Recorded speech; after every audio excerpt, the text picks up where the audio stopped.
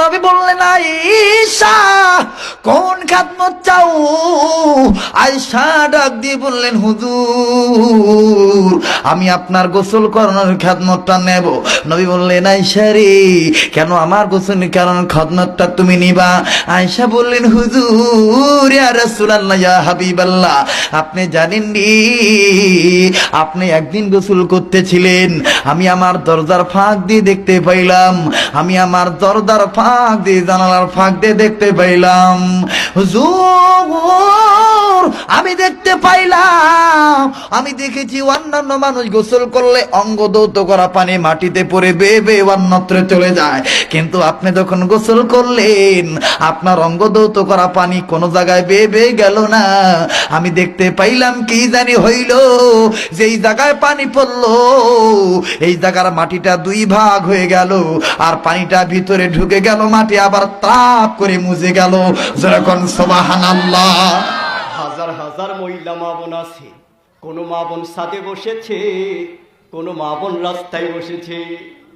ও কুড়িগ্রাম জেলার মা বোনেরা, জানি না আর কোনোদিন আসতে পারবো কিনা জানি না, কিন্তু তোমরা যারা আমাকে দেখেছো ইন্টারনেটের মাধ্যমে, ডিসেন্টিনার মাধ্যমে, মা গো আমি সেই ওমর ফারুক তোমাদেরকে বলে দেই, মা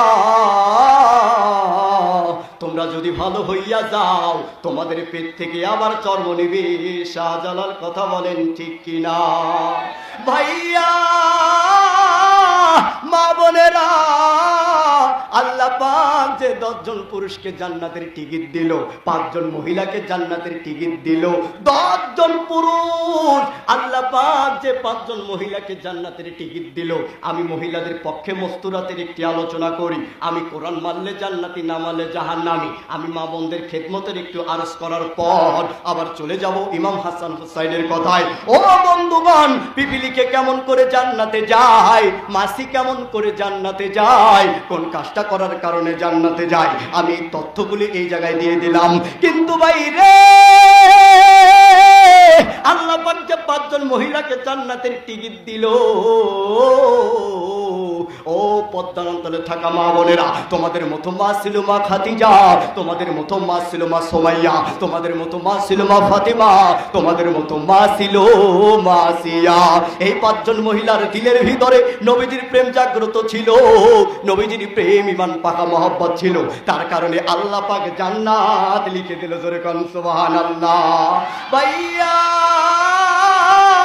মা বোনেরা, আল্লাহ রাব্বুল আলামিনের নবী মুহাম্মদ রাসূলুল্লাহ মা আয়েশা সহ সমস্ত বিবিদেরকে নিয়ে মজনার মধ্যে বসে পড়লেন। নবীজি তার সব বিবিদেরকে খেদমত বন্টন করে দিলেন, ওরা সবাই মেনে নিল, কিন্তু মা আয়েশা রাদিয়াল্লাহু তাআলা আনহা কোনো কিছুই তা মেনে নিলেন না। আয়েশা রাদিয়াল্লাহু তাআলা আনহা বললেন, ইয়া রাসূলুল্লাহ, আপনি যে আপনার সব বিবিদেরকে খেদমত বন্টন করে দিলেন, ওরা সবাই মেনে নিল, কিন্তু আমি আয়েশা রাদিয়াল্লাহু তাআলা আনহা আপনার কাছ থেকে একটা খেদমত চেয়ে নেব। নবী বললেন, আয়েশা রে বলো তুমি কোন খেদমত চাও?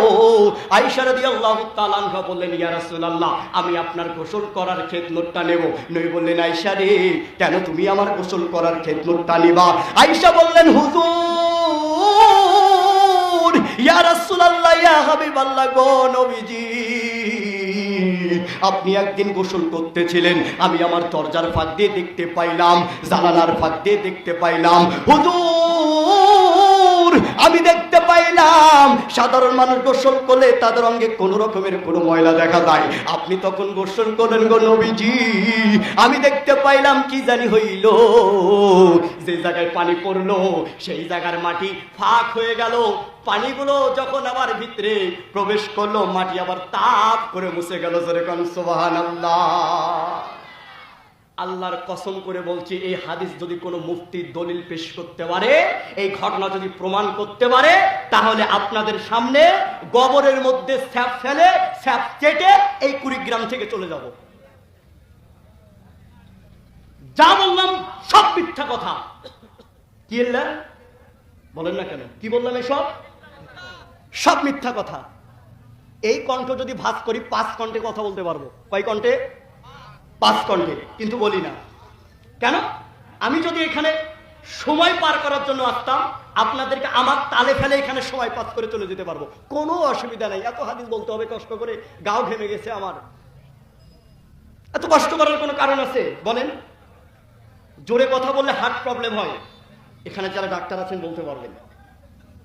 হার্ট প্রবলেম হয়, কিডনির বসে আছে, কিডনির সমস্যা হচ্ছে, কোমরের সমস্যা হচ্ছে, যে হাড়টা রয়েছে লম্বা, এই হাড়টারও ক্ষতি হচ্ছে।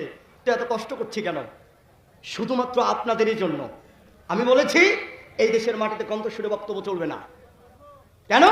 আপনাদেরকে আকৃষ্ট করার জন্য এই সমস্ত কথাগুলি, এই কণ্ঠগুলি, যাতে করে কণ্ঠ যারা বক্তৃতা দিচ্ছে কণ্ঠ দিয়ে, তারা আপনাদেরকে ওই হুজুরের প্রতি আকৃষ্ট করার জন্য হুজুর কণ্ঠস্বর লাগাচ্ছে। হুজুর যখনই বক্তৃতা দিচ্ছে, হুজুর কান্নার ভান করছে নবীদের কথা শুনে, নবীদের কথা যখনই বলছে কান্নার ভান করছে, হুজুরের চোখ দিয়ে এক ফোঁটা পানিও পড়ে না।